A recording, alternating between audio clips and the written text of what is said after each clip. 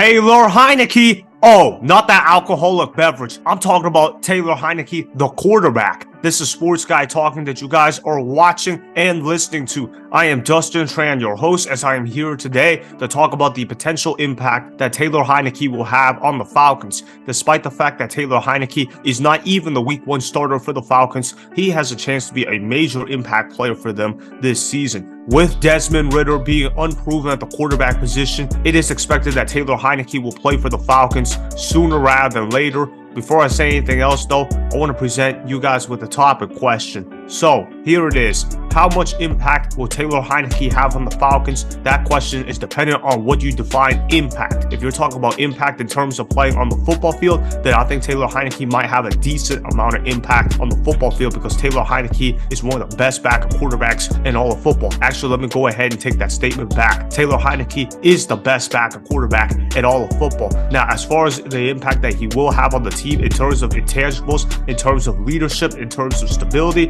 I think Taylor Heinicke is going to have a lot of impact on the Atlanta Falcons. Taylor Heinicke is one of the grittiest players in the NFL, not just on the Falcons, but in the entire NFL. Whenever Taylor Heinicke is on the field, you know that Taylor Heinicke is going to give it his all. Taylor Heinicke has a never give up attitude, and he treats every play like it is going to be his last play on the football field. There are some quarterbacks in the NFL that just play the game of football just to collect a paycheck, or they just play to get good statistics on their stat sheet. But Taylor Heinicke doesn't fall in either category. When Taylor Heinicke plays quarterback, he plays every play as if he's trying to win the game. Taylor Heinicke acts like there is no tomorrow. He will take any hit that is given to him at all times, and he will make any throw. Taylor Heinicke plays fearlessly. Now, do I think Taylor Heinicke is a great passer of the football? No, I don't think so. I don't think Taylor Heinicke has a great deep ball. I don't think Taylor Heinicke can throw those intermediate passes really well. He doesn't really do anything really well in general in terms of actual on-field talent. I'm not saying Taylor Heinicke is trash. He's a heck of a lot better than a Carson Wentz or Marcus Mariota.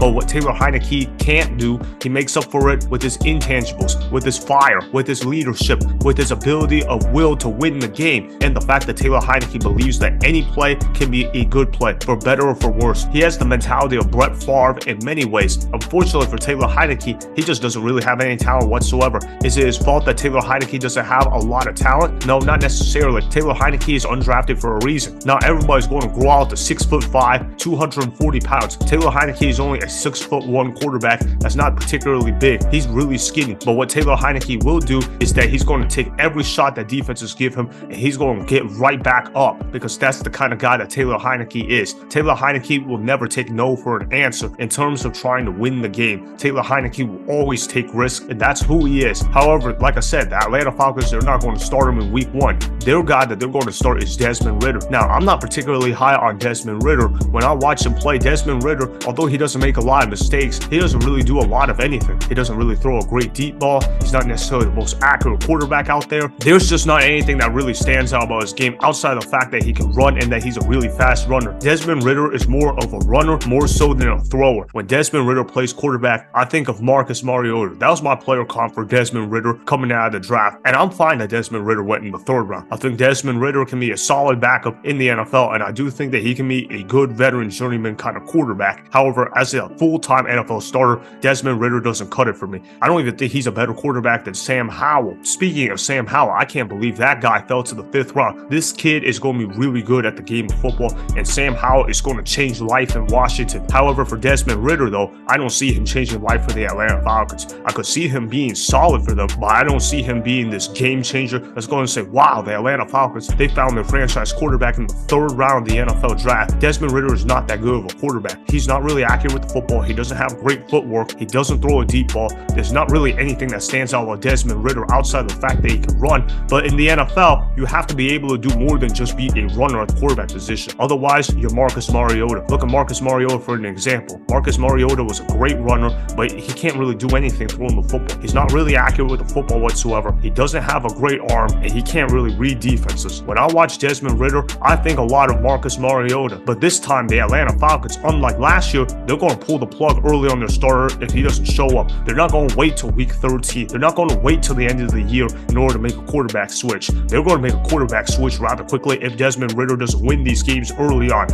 I'm looking at the Atlanta Falcons schedule right now. They start off the year playing against the Panthers, then they play against the Packers, then they play against the Lions, then they play the Jacksonville Jaguars in London. I'm looking at that schedule right now. I'm thinking the Atlanta Falcons could start out 1-3 to start out the year, because the Panthers, that's a 50-50 game. I do think the Falcons will unfortunately be able to win that game, considering the fact I'm a Panthers fan. I hate saying this, but I also have to be objective here, and I do believe the Falcons will beat the Panthers in week 1 because of the fact that Bryce Young is making his debut, and guys that are making their debut as a former #1 overall pick, they do not win the opening day game. The last time that happened was David Carr back in 2002, so that's going to be really tough for my Panthers to beat the Falcons. That is a game that the Falcons should win. If the Falcons don't win week 1, then they need to ring the alarm bells off, and they have to ask themselves, what the heck are they doing at the quarterback position? Because this is a game that Desmond Ritter should be able to win rather easily. It's not like this Panthers team is a great football team out there. They might be a solid team this year, but they're not great or anything like that. Then they played the Packers week 2. That's also another home game. So the Falcons, they get to open up with 2 home games to start the year. That's actually really favorable, considering the fact how a lot of teams, you think about how they have to go on the road at least once in the first 2 games, but the Atlanta Falcons, they get the benefit of not having to do that. But I don't see the Falcons win week 2. I see the Green Bay Packers being able to beat the Falcons in Atlanta, because I do think Jordan Love is a better quarterback than Desmond Ritter, and then they're not going to beat the Lions. The Lions look like they're an up-and-coming team this year. Jared Goff, he's a solid quarterback, and even though the Lions defense isn't really good, I mean, it's Desmond Ritter, so the Lions defense, they might be able to give Desmond Ritter some problems. Then they play the Jaguars in London. I think the Jaguars are going to end up winning that game. The Jaguars are just a better football team, and the Atlanta Falcons will then have a 1-3 record, and then Arthur Smith is going to be on the hot seat. Remember, guys, Arthur Smith is already in his 3rd season in the NFL as a head coach, and he hasn't led his team to the playoffs in each of his first 2 seasons. So if he doesn't make the playoffs this year, the Falcons might say, you know what, we want to go in a different direction at the head coach position. Usually when a head coach misses the playoffs 3 years in a row, they want to go ahead and make that change at head coach, and Arthur Smith could be getting told, hey man, if you don't start winning games soon, you're going to have to pull Desmond Ritter out of the line, which means they're going to have to go ahead, play Taylor Heinicke, and they're going to insert him into the starting lineup. I think, guess what? Everything for the Atlanta Falcons is going to start clicking. I don't like saying this as a Panthers fan, but the Atlanta Falcons are going to be a much better football team if they play Taylor Heinicke at the quarterback position. Am I saying that Taylor Heinicke is a star at the quarterback position? No. Am I even saying that Taylor Heinicke is even average in the NFL as a starter? No. But what Taylor Heinicke can do is that he can provide you a spark. Taylor Heinicke has shown stretches in the NFL that he can play football at a high level, and Taylor Heinicke always has the drive to improve his game. I'm thinking about the fact how they already got Bijan Robinson, and how he's going to be the NFL's next breakout star at the running back position. He's going to blow out for the Atlanta Falcons this year. They've got Drake London, who's a really solid #1 receiver. He's going to come into his own with Taylor Heinicke at the quarterback position. Then they got Kyle Pitts, who has proven to be a young, exciting tight end to watch, or at least that's the case when Arthur Smith actually knows how to use him. Now, as far as the Falcons defense, I'm not really high on them, but they did add Calais Campbell this offseason. They do have Bud Dupree, so they are at least kind of set in that position on defense where, okay, maybe the Falcons, they can be a better defensive unit than they were last year.